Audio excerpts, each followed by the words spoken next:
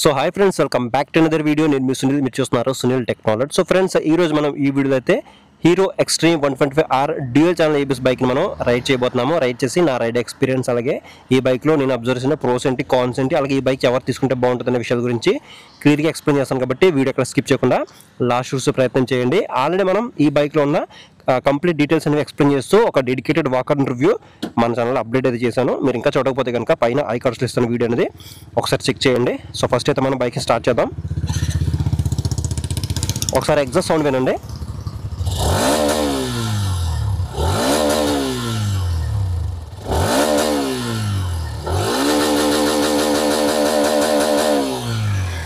Full throttle అయితే ఇచ్చేసాను. So first gear అయితే వేసా. మంచి ఇనిషియల్ పుల్ అయితే ఉంది. Third gear, fourth, fifth,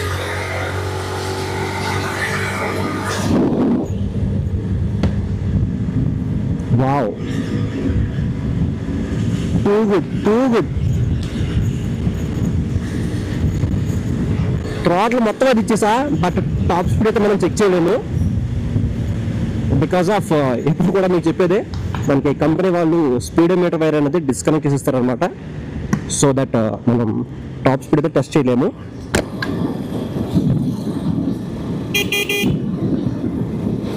so gears అనేవి మరీ అంత సాఫ్ట్ అయితే ఏం లేవు అనమాట. నేను గేర్స్ వేసినప్పుడు అబ్జర్వ్ చేసింది ఏంటంటే, మరీ అంత సాఫ్ట్ అయితే లేవు, కొంచెం లిటిల్ బిట్ హార్డ్గా అనిపిస్తుంది. మేబీ మనం యూస్ చేసి కొద్దిగా అవి కొంచెం స్మూత్ అయ్యే అవకాశం అయితే ఉంది.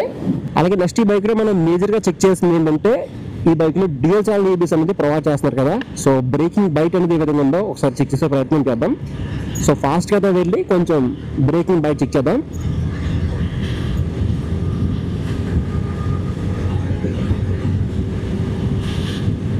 ఎక్కడ ఆగుదామంటే, సో ఇక్కడ దగ్గరలో ఆగుదాం.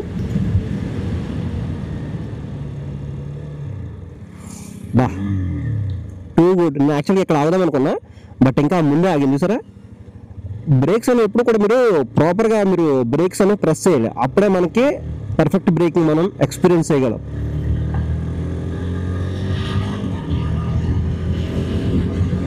వామ్మో, టూ గుడ్ ఉంది పర్ఫార్మెన్స్. యాక్చువల్గా నేను ఇందాక సిటీలో రైడ్ చేసినప్పుడు, last time glamour X ride చేశాను కదా, ఇదే ఇంజిన్, ఇదే పర్ఫార్మెన్స్, ఇదే పవర్ ఉంటుంది. అంత పర్ఫార్మెన్స్ నాకు అనిపించలేదు సిటీలో రైడ్ చేసినప్పుడు. బట్ ఇక్కడ హైవే మీద రైడ్ చేసినప్పుడు మాత్రం ఆ పవర్ అయితే నేను ఫీల్ అవుతున్నాను. అండ్ దట్ ఇంకొకటి ఏంటంటే, మనకి ఈ గ్లామర్ ఎక్స్లో కానీ ఈ బైక్లో కానీ ఏంటంటే మేజర్గా రైడ్ బైవర్ టెక్నాలజీ అనేది ప్రొవైడ్ చేస్తున్నారు. రైడ్ బైవర్ అంటే మీకు తెలిసిందే కదా, మనకి ఇక్కడ ముందుగా మనం వాకర్ రివ్యూ మాట్లాడుకున్నాము. సో ఇక్కడ ఎటువంటి కేబుల్స్ అయితే ఉండవు, ఈసీఈ సహాయంతో మనకి థ్రాటిల్ అనేది వర్క్ అవుతుంది. సో ఖచ్చితంగా మీరు రైడ్ బైవర్ టెక్నాలజీ ఉన్న వెహికల్కి రైడ్ బైవర్ టెక్నాలజీ ఉన్న వెహికల్ మీరు రైడ్ చేస్తే కనుక ఖచ్చితంగా మీరు ఆ డిఫరెన్స్ అనేది మీరు అయితే ఫీల్ అవుతారు. ఎందుకంటే అస్సలు పవర్ లాగ్స్ అయితే లేవు అనమాట. సో మనం థ్రాటిల్ రెస్పాన్స్ అయితే మాత్రం టూ గుడ్ అయితే ఉంది. అస్సలు మనకి ఎవ్రీ గేర్లో కూడా మనకి థ్రాటిల్ రెస్పాన్స్ అయితే మాత్రం టూ గుడ్ అవుతుంది అనమాట. అలాగే మనకి 11.4 PS పవర్, 10.5 Nm టార్క్ అనేది ఇంజిన్ జనరేట్ చేస్తుంది. సో OBD 2B ఇంజిన్, మనకి ఎటువంటి ప్రాబ్లం అయితే ఉండదు. సో 5 స్పీడ్ గేర్ బాక్స్ ఇది ఇచ్చారు. మనకి 125cc వెహికల్కి 5 స్పీడ్ గేర్ బాక్స్ అంటే మాత్రం ఖచ్చితంగా ఇది అప్రిషియేట్ చేయాల్సిన విషయం అని చెప్పొచ్చు. ఏంటంటే మనకి గేర్స్ వేసినప్పుడు ఇంకొక గేర్ ఎక్స్ట్రా ఉండడం వల్ల ఏంటంటే మనం ఆ రైడింగ్లో స్మూత్ క్వాలిటీ మనం ఎక్స్పీరియన్స్ అయితే చేస్తాము. అండ్ హ్యాండ్ బార్ కూడా చూడొచ్చు, మనకి స్ట్రైట్ ఫార్వర్డ్ అయితే ఉందన్నమాట. సో మనం ఎంత దూరం అయినా సరే ఈజీగా హ్యాపీగా అయితే రైడ్ చేయొచ్చు. మనకి ఎక్కడైనా విస్ట్ పెయిన్ రావడం కానీ, లేదంటే మనకి బ్యాక్ పెయిన్ రావడం కానీ లేకుండా మంచి రైడ్ క్వాలిటీ అయితే మనం దీంట్లో ఎక్స్పీరియన్స్ చేస్తాము. అండ్ ఇంకొకటి, దీని ఒక కన్సోల్ అనమాట. సో కన్సోల్ చూడొచ్చు, మనకి నాకైతే మాత్రం చాలా విజిబుల్గా అయితే ఉంది. సో ఇప్పుడు టైం వచ్చేసరికి కరెక్ట్గా 2 o'clock అయితే అవుతుంది అనమాట. సో ఎండ అయితే చాలా గట్టిగా ఉంది. అండ్ దట్ నేను ఇక్కడ హెల్మెట్ కూడా పెట్టుకున్నాను. హెల్మెట్ గ్లాస్ అయితే ఉంది. అయినప్పటికీ నాకు విజిబిలిటీ పరంగా నాకు ఎటువంటి ప్రాబ్లం కనిపించలేదు. సో కన్సోల్ ఫీచర్స్ అనేవి నాకు ప్రాపర్గా విజిబుల్ అయితే అవుతున్నాయని చెప్పొచ్చు. అండ్ ఇంకా దీంట్లో రైడింగ్ మోడ్స్ అనేది యాడ్ చేశారు. లైక్ ఎలా అంటే eco, power, road, 3 riding modes ఇచ్చారు. సో మనం కావాలనుకుంటే వాటిని అయితే యూజ్ చేసుకోవచ్చు. అండ్ గేర్ పొజిషన్ ఇండికేటర్ ఉంటుంది, క్లాక్ ఉంటుంది, ఎవ్రీథింగ్ మనకి టర్న్ బై టర్న్ నావిగేషన్ ఉంటుంది, బ్లూటూత్ సపోర్ట్ ఉంటుంది, అన్ని ఎవ్రీథింగ్ అయితే ఉన్నాయి. బట్ ఇక్కడ నేనైతే ఎక్కడ కూడా ఛార్జింగ్ పోర్ట్ అయితే నేను ఇక్కడ నోటీస్ చేయలేదు. సో వాకర్ ఇంటర్వ్యూ షూట్ చేసినప్పుడు కానీ, అలాగే తర్వాత బైక్ తీసుకొచ్చినప్పుడు కానీ ఎక్కడ కూడా నాకు ఛార్జింగ్ పోర్ట్ అయితే కనిపించలేదు. అండ్ వైబ్రేషన్స్ ఉన్నాయని మాట్లాడుకోవాలి ముందు చూద్దాం.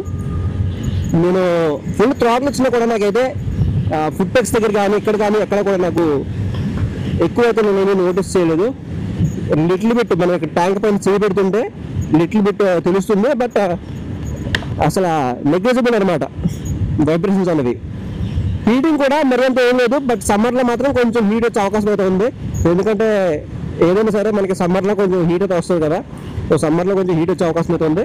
బట్ యాజ్ ఆఫ్ నౌ అయితే మనకి ఎటువంటి హీటింగ్ ఇష్యూస్ కూడా అయితే నోటీస్ చేయలేదు. So no vibrations, no heating issues అని చెప్పొచ్చు. అండ్ ఫ్యూల్ ట్యాంక్, సో ఇక్కడ మనకి మేజర్గా ఆలోచించేది ఇది ఫైబర్ టైప్ ప్లాస్టిక్ బాడీతో మనకి ట్యాంక్ అనేది డిజైన్ చేశారనమాట. సో చాలా కంపెనీ అన్నీ కూడా ఇప్పుడు మనకి ఫైబర్ టైప్ ప్లాస్టిక్ బాడీతో మనకి ట్యాంక్ అనేది డిజైన్ చేస్తున్నాయి. సో మనకి ఏంటంటే కొంతమంది ఆలోచిస్తారు ఫైబర్ ట్యాంక్ కదా, మనం ఏదైనా వెయిట్ అనేది క్యారీ చేసినప్పుడు బ్రేక్ అవుతుందని చెప్పేసి కొంతమంది ఆలోచిస్తారు. ఎస్, మీరు ఆలోచించేది కరెక్టే, బట్ లోపల మనకి మెటల్ ట్యాంక్ అయితే ఉంటుంది. బట్ పైన మాత్రం మీరు హెవీ వెయిట్స్ అయితే మాత్రం పెడితే మాత్రం కొంచెం బ్రేక్ అయ్యే అవకాశం ఉంటుంది కాబట్టి సో మీరు హెవీ వెయిట్స్ అయితే మీరు ఏం క్యారీ చేయొద్దు. అండ్ ఎక్స్టెన్సివ్ కవర్స్ ఉన్నాయి కదా, ఇవి కూడా ఫైబర్ బాడీ అనమాట. సో కింద పడితే మాత్రం ఖచ్చితంగా ఈజీగా బ్రేక్ అయిపోతాయి. అలాగే నెక్స్ట్ బైక్లో మేజర్గా మాట్లాడుకోవాల్సింది సస్పెన్షన్ ఎక్స్పీరియన్స్ గురించి మాట్లాడుకోవాలి. టూ గుడ్ ఎక్స్పీరియన్స్ అయితే ఉంటుంది అనమాట. ఇందాక నేను ఆఫ్ రోడ్లో కూడా రైడ్ చేసి చూశాను. సో ఏదైనా ఆఫ్ రోడ్ ఉంటే మళ్ళీ మీకు అయితే చేసి చూపిస్తాను. సో టూ గుడ్ అయితే ఉంటుంది సస్పెన్షన్ అనేది, ఎందుకంటే ఫ్రంట్ సైడ్ 37 mm ఇచ్చారనమాట. ఒక 150cc సెగ్మెంట్ బైక్కి ఎలా చేస్తారో ఆ విధంగా మనకి front side 37 mm telescopic forks అనేవి ఆఫర్ చేస్తున్నారు. అలాగే బ్యాక్ సైడ్ కూడా అడ్జస్టబుల్ మోనోషాకర్ ఇచ్చారనమాట, విచ్ ఇస్ గుడ్ థింగ్ అని చెప్పొచ్చు. సో సస్పెన్షన్ పరంగా కూడా దీనికి మనకి ఫుల్ మార్క్స్ అయితే పడదని చెప్పొచ్చు. సో చాలా వరకు వచ్చాం కదా, మనం బ్యాక్ అయితే వెళ్ళిపోదాం. ఇంకా ఓకే, ఒకసారి టర్నింగ్ రేడియస్ చూద్దాము.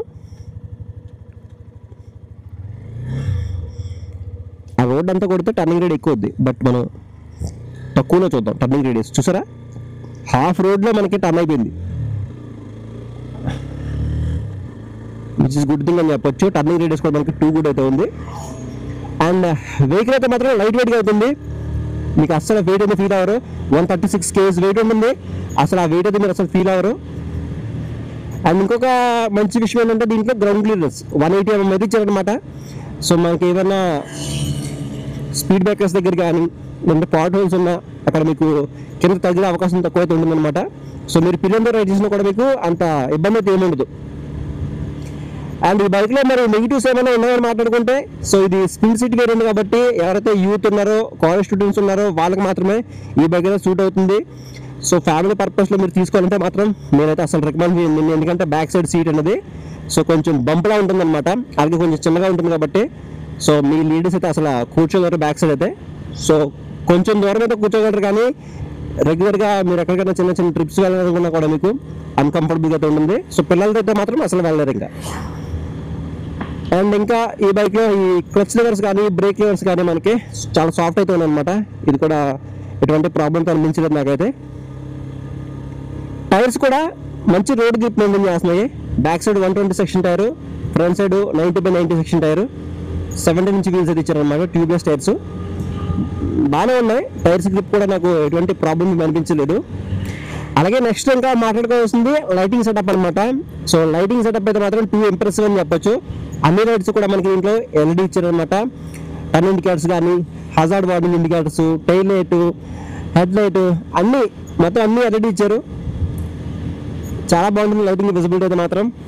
సో ఇది మొత్తానికి అయితే hero extreme 125R dual channel EDs యొక్క కంప్లీట్ నా రైడ్ రివ్యూ అవుతుంది అనమాట. మరి ఈ బైక్లో కాన్స్ అంటూ ఏమి లేవా అని మాట్లాడుకుంటే కనుక, సో దీంట్లో కాన్ అలా ఏంటంటే దీని యొక్క ప్రైజింగ్ చెప్పొచ్చు, అంటే నెగిటివ్ పాయింట్స్ వల్ల దీని యొక్క ప్రైజింగ్ చెప్పొచ్చు. So on road around 1,33,000-34,000 rupees వరకు అయితే ఉంది. సో ఒక 125cc వెహికల్కి మనం ఎంత ప్రైస్ పెట్టాలా అంటే మాత్రం, సో దీంట్లో ఏదైతే ఫీచర్స్ అనేవి ప్రొవైడ్ చేశారో వాటికి మనం పెట్టాల్సిన అవసరం అయితే ఉంటుంది. సో పెర్ఫార్మెన్స్ అనేది కొంచెం తక్కువ అయితే ఉంటుంది. మీకు ఎక్కువ పెర్ఫార్మెన్స్ కావాలంటే మాత్రం మీరు ఇంకా అదర్ వెహికల్స్ కూడా మీరు కన్సిడర్ చేయొచ్చు. ఆ ప్రైస్ బ్రాకెట్లో మనకి పల్సర్ 150 స్టాండ్ వేరియంట్ కూడా అవైలబుల్గా ఉంది కాబట్టి సో మీకు పెర్ఫార్మెన్స్ అనేది కావాలనుకుంటే మీరు ఆ వెహికల్ కూడా కన్సిడర్ చేయొచ్చు. బట్ పెర్ఫార్మెన్స్ అనేది కొంచెం మీడియంగా ఉన్నా పర్లేదు, నాకు ఈ ఫీచర్స్ అన్నీ కావాలి. లైక్ ఎలా అంటే రైడింగ్ మోడ్స్ కావాలి, కలర్ కన్సోల్ కావాలి, డ్యూయల్ ఛానల్ EBS కావాలి, ride by technology, cruise control, ఇలాంటి ఫీచర్స్ అన్నీ మీరు కావాలనుకున్నప్పుడు మీరు ఖచ్చితంగా ఈ బైక్ అనేది కన్సిడర్ చేయొచ్చు. సో ఇది ఫ్రెండ్స్ మొత్తానికి అయితే దీని యొక్క కంప్లీట్ నా రైడ్ రివ్యూ. మీకు ఇంకా ఏదైనా డౌట్ ఉంటే మాత్రం కింద కామెంట్ సెక్షన్లో కామెంట్ చేయండి, మీకు రిప్లై ఇచ్చే ప్రయత్నం చేస్తాను. సో వీడియోలో నా ఇన్ఫర్మేషన్ మీకు వర్తి అనిపిస్తే ఖచ్చితంగా వీడియో లైక్ చేయండి. సో మన ఛానల్ అంటే 1 lakh సబ్స్క్రైబర్స్కి దగ్గరలో ఉంది కాబట్టి సో కొత్త వాళ్ళు ఎవరైనా మన ఛానల్ని చూస్తున్న మాత్రం సో ప్లీజ్ మన ఛానల్ని సబ్స్క్రైబ్ చేసి సపోర్ట్ చేయండి. సో డైలీ మన ఛానల్లో 2 వీలర్ కంటెంట్ అనేది అప్లోడ్ చేస్తాను. సో నెక్స్ట్ వీడియో మళ్ళీ కలుద్దాం, మరి బాయ్ బాయ్.